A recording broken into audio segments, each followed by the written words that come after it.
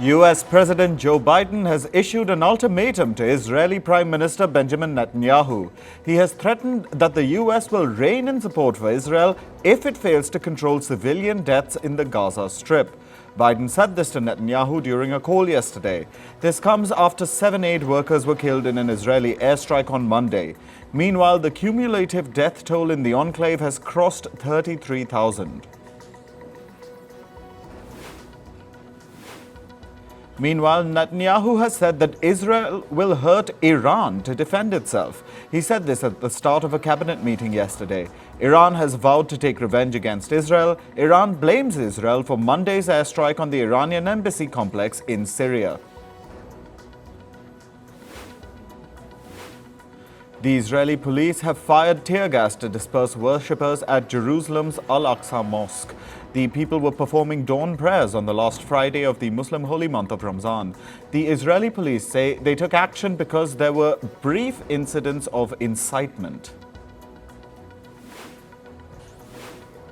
The director of America's Central Intelligence Investigative Agency, Bill Burns, will reportedly travel to Egypt this weekend. The CIA head will be in Cairo to meet with his Egyptian and Israeli counterparts and the Prime Minister of Qatar. The officials are meeting to try and reach a deal to release hostages held by Hamas in Gaza. Voters in Kuwait were out to elect new members of parliament yesterday. The election is the first under the country's new 83-year-old emir, who took over in December last year. This is the fourth election in Kuwait since December 2020.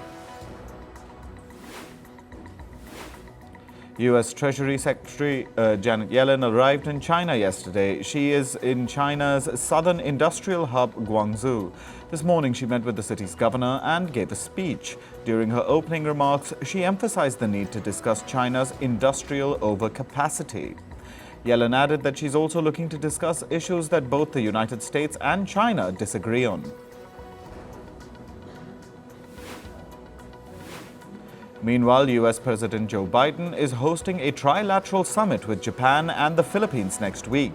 Japanese Prime Minister Fumio Kishida and the President of the Philippines, Ferdinand Marcos Jr., will travel to Washington, D.C. They're expected to discuss security issues in the Indo-Pacific. This includes China's recent clashes with the Philippines in disputed regions of the South China Sea. India's External Affairs Minister S. Jaishankar has sharply rebuked a senior United Nations official. The official had made a remark on the fairness of elections in India. Jaishankar retorted by saying, "I don't need the United Nations to tell me our elections should be free and fair."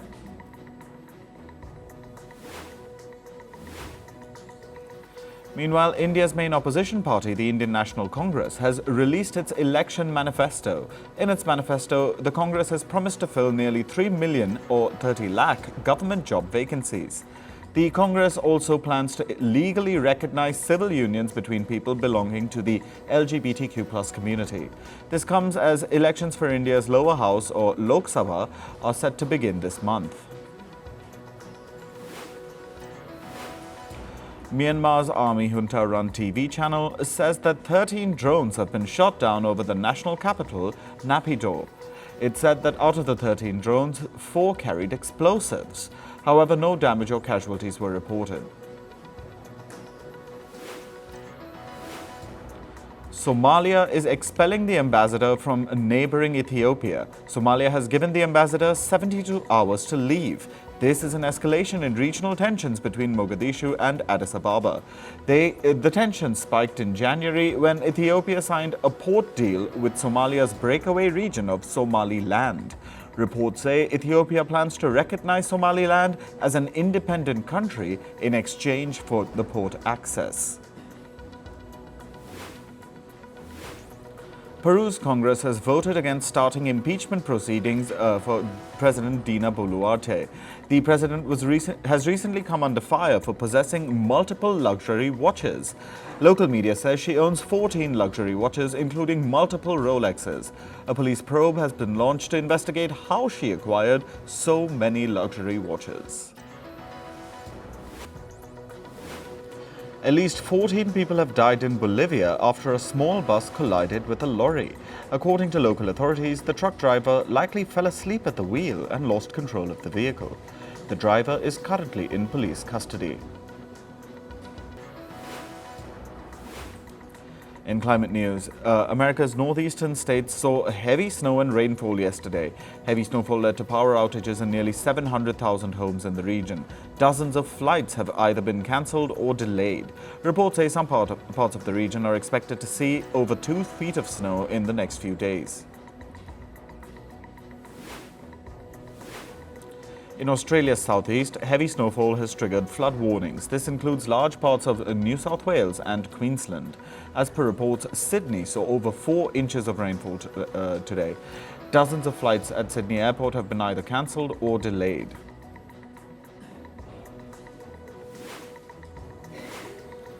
The Atlantic hurricane season is expected to be extremely active this year. This is according to weather forecasters at Colorado State University. The Atlantic hurricane season starts in June every year and lasts till November. It brings major hurricanes along the U.S. coastline and in the Caribbean islands. Forecasters expect more than 5 major hurricanes to make landfall this year. The world lost around 4 million hectares of tropical forest last year. This is according to a new report by World Resources Institute and the University of Maryland. However, the report said that the deforestation rate declined by 9% in 2023. This is significantly lower than 2022. The report says that efforts to stop deforestation in Brazil and Colombia have helped reduce forest loss. The European Space Agency is planning to launch its new weather forecasting satellite in June this year. The satellite will be used for weather forecasting in the Arctic region. The agency says this will be used to examine the effects of global warming in the area.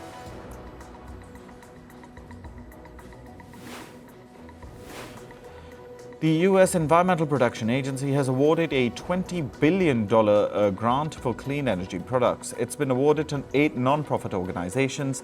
The fund will be used to finance clean energy projects in low-income communities in the U.S. The Environmental Agency claims that it will help reduce up to 40 million metric tons of greenhouse gas emissions per year. A surge in electric cars has helped reduce carbon dioxide emissions in parts of the U.S. state of California.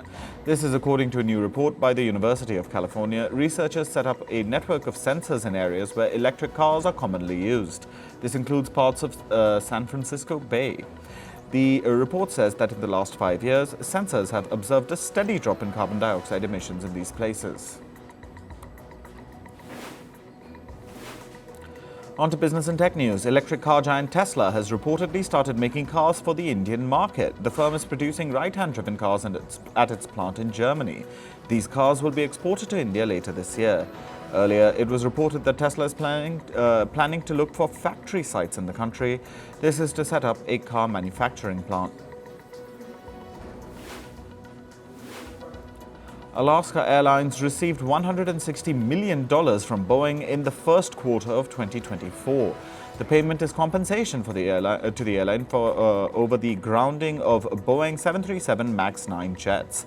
Earlier this year, a door panel blowout incident led to the grounding of 171 MAX 9 jets from Alaska Airlines.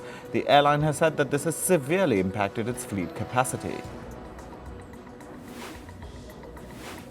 Layoff announcements in the U.S. rose by 7% in March this year.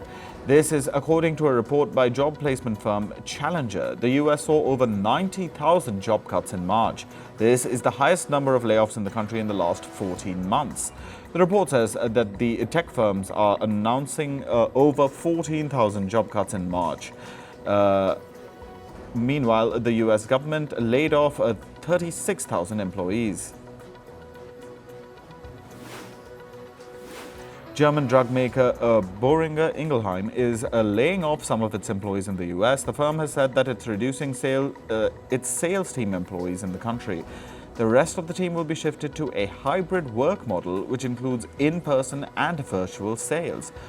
Boehringer Ingelheim hasn't revealed the exact number of laid-off employees. This comes as the firm has been struggling to sell its arthritis drug, Silteso.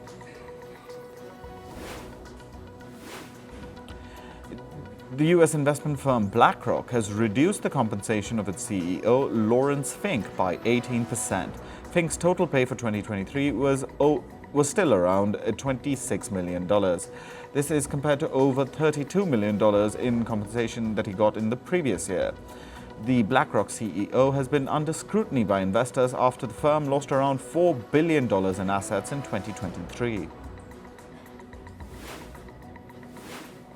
Former US President Donald Trump will give a deposition this month in the US state of Delaware. This is for a case relating to his social media firm, Trump Media and Technology Group. Two co-founders of the firm have accused Trump Media of denying them their stakes in the company. They claimed that they were promised 8.6% of the stock of Trump Media after its stock market listing. However, they have not received these shares. Samsung Electronics has projected an over 10-fold rise in its first quarter profits in 2024. The firm has said that it expects to earn nearly $5 billion in profits for the first 3 months of this year. This comes as the demand for semiconductor chips has surged. Samsung Electronics makes advanced memory chips for smartphones and data centers.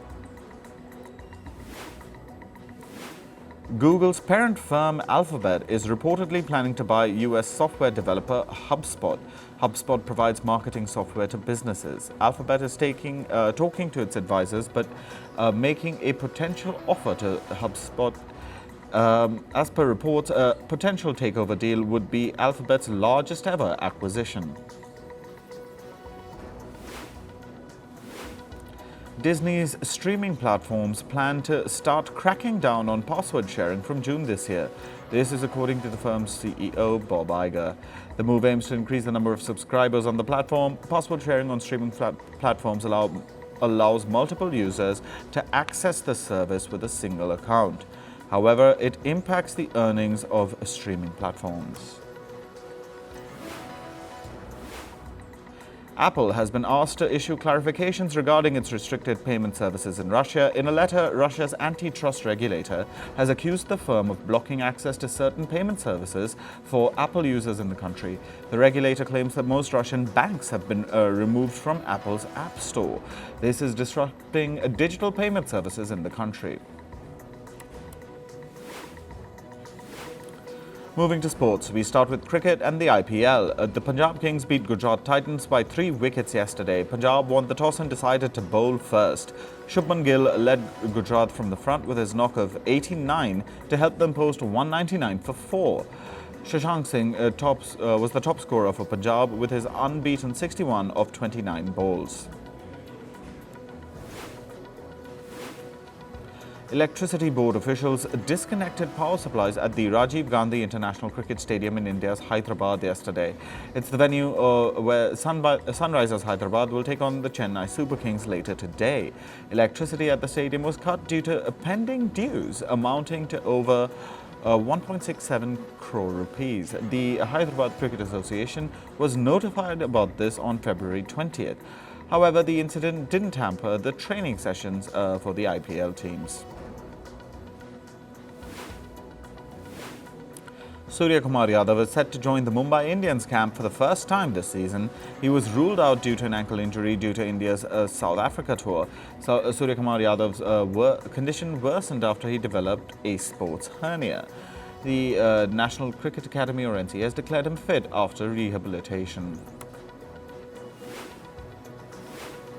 In football, India dropped 4 places in the latest rankings released by the sports governing body FIFA. The Blue Tigers currently hold their lowest ranking at 121. This followed a heartbreaking 1-2 defeat that India suffered at the hands of Afghanistan. It was at the FIFA World Cup qualifiers held on the 26th of March. In the English Premier League,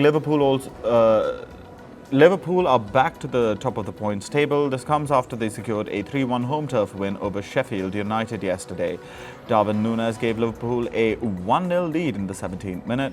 However, Conor Bradley's own goal levelled the scores. The Reds regained the lead again via second-half goals through Alexis McAllister and Cody Gakpo. Meanwhile, Chelsea beat Manchester United 4-3 in a high-scoring Premier League thriller. Conor Gallagher gave Chelsea the lead 4 minutes after kickoff. Cole Palmer scored a hat-trick, including 2 in stoppage time to seal the win for Chelsea.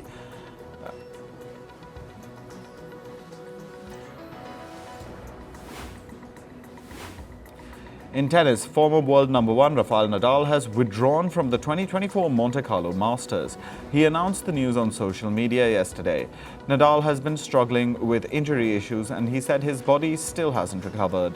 He has not played in an ATP Tour event since January. Saudi Arabia has won the bid to host the next 3 editions of the Women's Tennis Association or WTA Finals.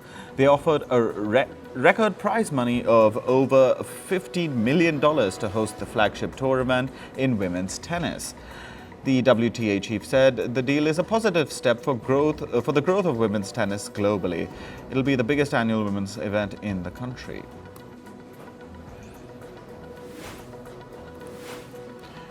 Two-time Indian Olympics medalist PV Sindhu will be skipping the 2024 Uber Cup in badminton. She had instead decided to focus on the Paris 2024 Olympics. This was confirmed by the Badminton Association of India, or the BAI. Sindhu has been replaced by Anmol Karp, who will make her maiden appearance at the event. French President Emmanuel Macron inaugurated the Paris 2024 Aquatic Centre yesterday. It's the venue where water sports like diving and swimming will be held. The arena can host up to 5,000 spectators and is situated in the north of Paris near the Stade de France. It's the most expensive site of the Paris Olympics, worth $162 million.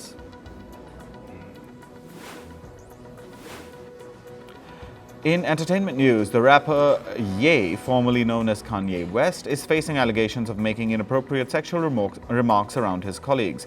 The lawsuit has been filed by Ye's former colleague Trevor Phillips. Phillips alleged that Ye exhibited lewd behavior in front of his colleagues. The rapper is also accused of discrimination and harassment at the workplace. Michael Jackson's company, MJJ Productions, doesn't want his accusers to unseal his police records. The 2 accusers were Wade Robson and James Safechuck, who have alleged child molestation by Michael Jackson. Jackson's firm claims that they are seeking the documents to obtain Jackson's unclothed photographs. Robson and Safechuck have been seeking access to these records since 2018. The 2 have sued MJJ Productions for allowing their alleged sexual abuse by Michael Jackson. Brad Pitt is facing fresh allegations of physical abuse towards Angelina Jolie. Jolie's legal team has claimed that Pitt began assaulting her well before 2016. The actor allegedly abused their children for the first time during a plane trip in 2016. Notably, Jolie filed for divorce shortly after the infamous plane incident. They eventually got divorced in 2019.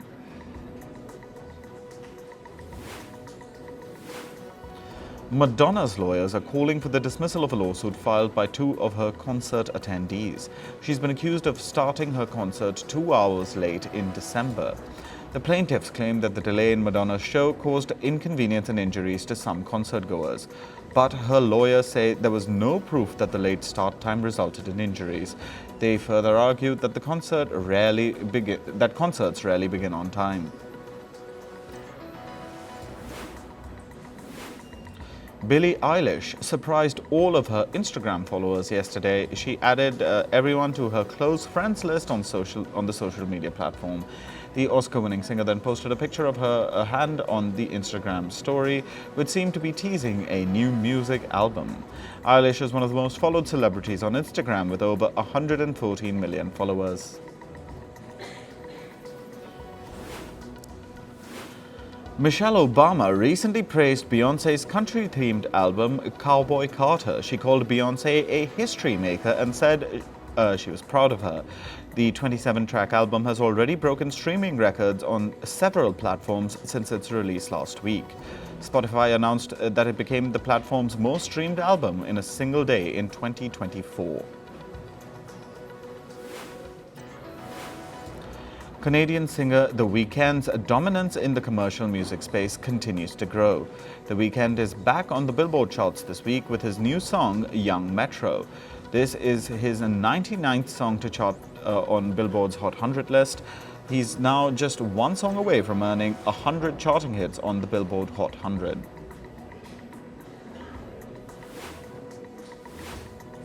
Dev Patel's directorial debut, Monkey Man, is expected to soar at the box office. The movie is expected to make somewhere between $15 to $20 million in the first weekend.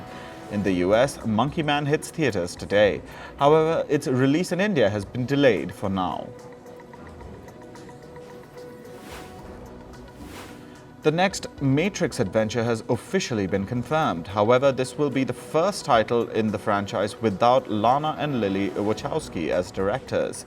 Instead, The Martian screenwriter Drew Goddard has been roped in to write, produce and direct the film. The iconic rom-com Legally Blonde will return to screens as a spin-off TV series. Reese Witherspoon, who starred in the original film, is revisiting the story. Meanwhile, her production company has confirmed that a TV remake is under works.